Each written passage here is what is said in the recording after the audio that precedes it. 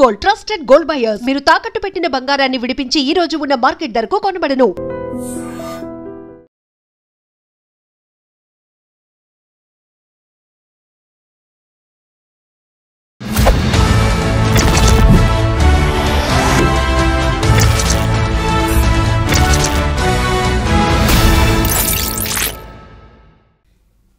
Welcome to I dream trending topic. నేను మీ Rajanirama, public speaker and motivational speaker.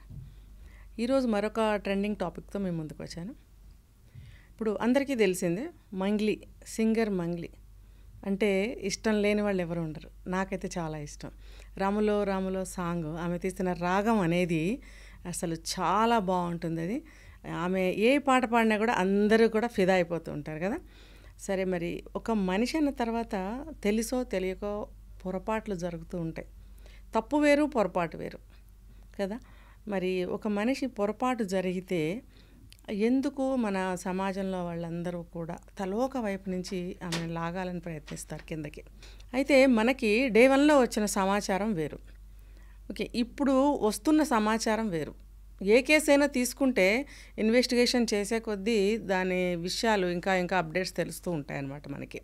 ప్రస్తుతం అయితే మంగ్లీ గారు చెప్పినటువంటి విషయం ఏంటంటే, నాకు నిజంగా అందులో ఉన్నటువంటి కొన్ని విషయాలు తెలియవు. అవేమిటి అంటే, ఇప్పుడు ఒక ఫారిన్ లిక్కర్సే కానీ, డీజేలే కానీ ఇలాంటి అభ్యంతరకరమైన విషయాలు పెట్టుకోవడం వలన అది పర్మిషన్ తీసుకోకుండా చేయకూడదు అనేటువంటి అభ్యంతరాలు నాకు తెలియలేదు. తప్పయింది, సారీ అని పాపం ఆవిడ చెప్పినప్పుడు బాధ అనిపించింది.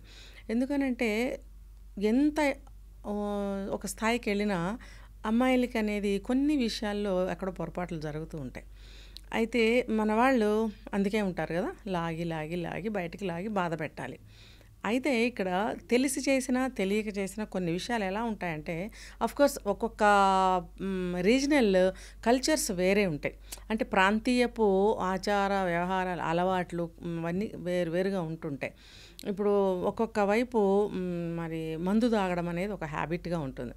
సో వాళ్ళకి పిల్లలు పెద్దలు అందరి ముందు కూడా మందు అరేంజ్ చేయటం అనేది అది వాళ్ళ కల్చర్ కింద వాళ్ళు భావిస్తారు. అయితే అన్ని ప్రాంతాల వాళ్ళు అది ఒప్పుకోకపోవచ్చు. పిల్లలు పాడైపోరా అంటే అది వాళ్ళ కల్చర్ అయినప్పుడు చిన్నప్పటి నుంచి అవి చూస్తూ పెరుగుతూ ఉంటారు. అవి వాళ్ళకి ఒక అంటే చిన్న వయసులో వాళ్ళకి అలవాటు చేయరు. బట్ ఆ కల్చర్ని చూస్తూ పెరిగి సర్టెన్ ఏజ్ వచ్చిన తర్వాత వాళ్ళు కూడా ఆ కల్చర్కి అలవాటు పడాలి అన్నట్టుగా కూడా వాళ్ళ కల్చర్స్ అనేవి ఉంటూ ఉంటాయి. ఏది ఏమైనా కల్చర్ అనుకున్నా కాకపోయినా హెల్త్ వైజ్గా అది అందరికీ కూడా హానికరం అనేది తెలుసుకోవాలి. ఇంకొకటి, పిల్లలకి కల్చర్ ఏదైనా సరే, ఒకటి ఇదని కాదు, ఎటువంటి కల్చర్ అయినా అలవాటు చేయాలి అని అనుకుంటే ఇలాంటివి ముఖ్యంగా చిన్న వయసులో అలవాటు చేయాల్సిన అవసరం లేదు. వాళ్ళకి ఒక ఏజ్ వచ్చిన తర్వాతే ఆ కల్చర్లోకి తీసుకెళ్ళటం అనేది మంచి పద్ధతి. అయితే ఇక్కడ ఫ్యామిలీస్కి మనము అరేంజ్ చేసుకుంటున్నాం కదా పార్టీ అని అన్నప్పుడు ఫ్యామిలీస్ వస్తారు, మరి వాళ్ళ పిల్లలు ఉంటారు. మరి అది తెలిసినప్పుడు ఇటువంటివి పెట్టుకోకూడదని కూడా తెలియాలి. పెద్దవాళ్ళైనా ఉంటారు, వాళ్ళైనా చెప్పచ్చు.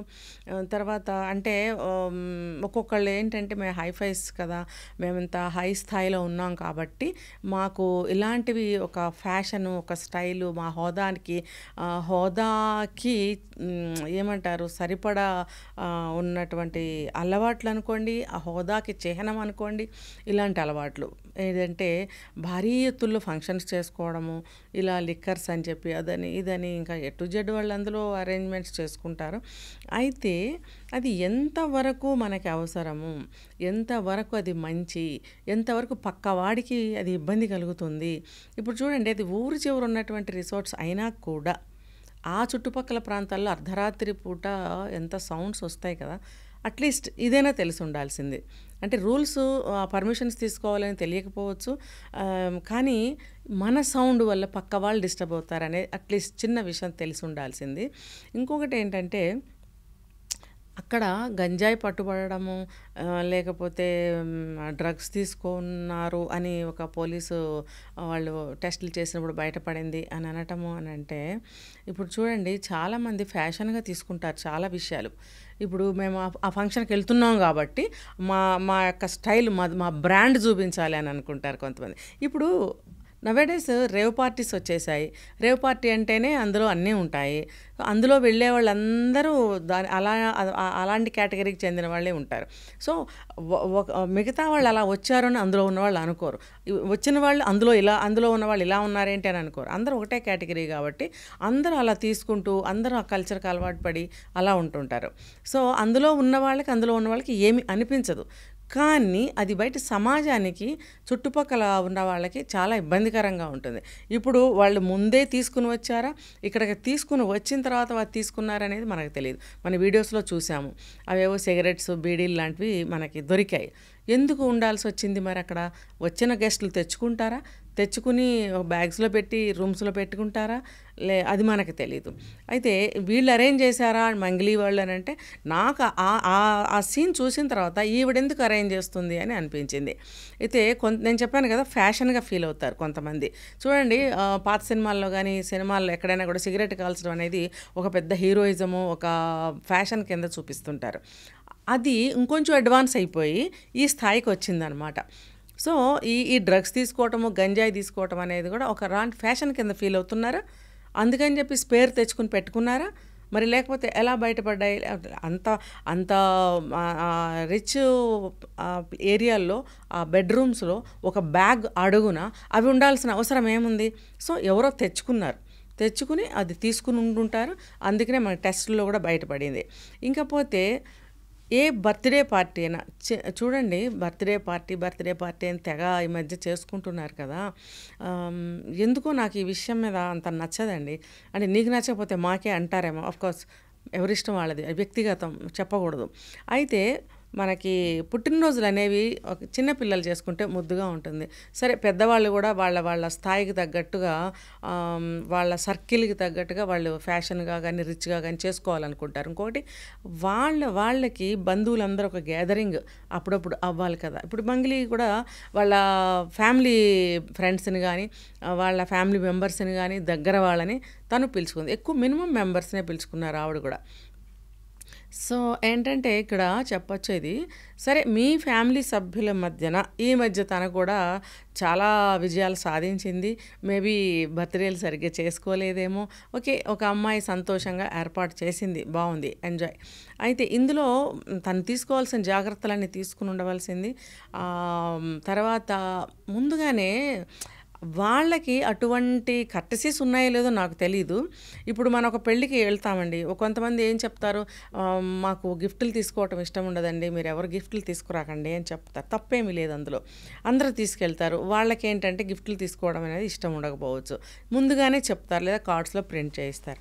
అలాగే ఇక్కడ కూడా మనకి ఎటువంటి అలవాట్లు ఉన్నా కానీ మనం నైస్గా పిల్లల మధ్యన, ఫ్యామిలీ మెంబర్స్ మధ్యన నేను బర్త్డే సెలబ్రేట్ చేసుకుంటున్నాను, ఇంకోటి అందరూ తనకు దగ్గర వాళ్ళే కాబట్టి చెప్పుకోవచ్చు, మీరు ఇలాంటి గంజాయిలు కానీ ఇలాంటి డ్రగ్స్ కానీ మనం ఇక్కడ వాడొద్దు, మనం ఈ కేవలం బర్త్డే పార్టీకి సంబంధించిన లిక్కర్సో ఇంకా ఉంటాయి కదా వాళ్ళకి, అవి మాత్రమే మనం సెలబ్రేట్ చేసుకుందామని తను దగ్గర వాళ్ళకి చెప్పుకునే అవకాశం ఉంది, చెప్పుకోవచ్చు.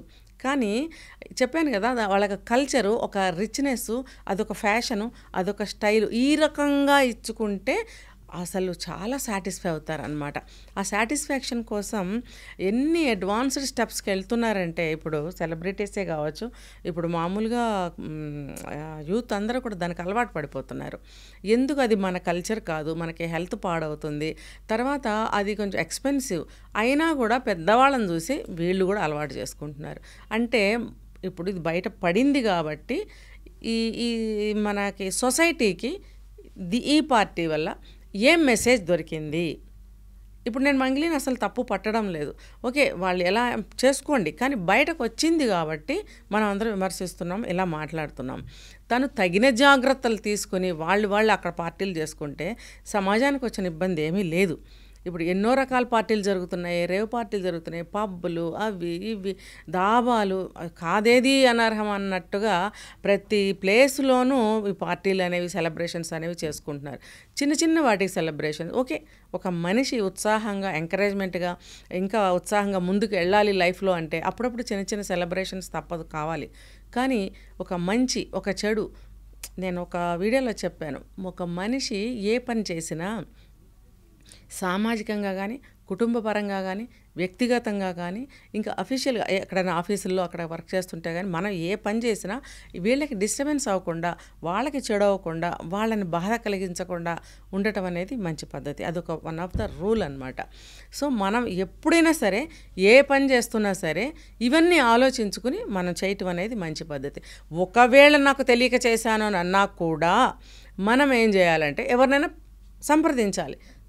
ఇలాంటివి చేసిన వాళ్ళు ఉండుంటారు కదా ముందు, ఏమైనా ఇలాంటి చేయాలనుకుంటున్నాను, ఏమైనా అబ్జెక్షన్స్ ఉంటాయా, ఏమైనా పర్మిషన్స్ తీసుకోవాలా, ఏమన్నా ఇందులో ఏమైనా పొరపాట్లు జరిగే అవకాశాలు ఉన్నాయని అడగచ్చు. అడిగి తెలుసుకుని ఇలాంటివి ముందుకు వెళ్ళాలని చెప్పి నేను ఒక సజెషన్ అనేది ఇవ్వాలనుకున్నాను ఈరోజు ఈ ట్రెండింగ్ టాపిక్ ద్వారా. ఓకే, నమస్తే అండి.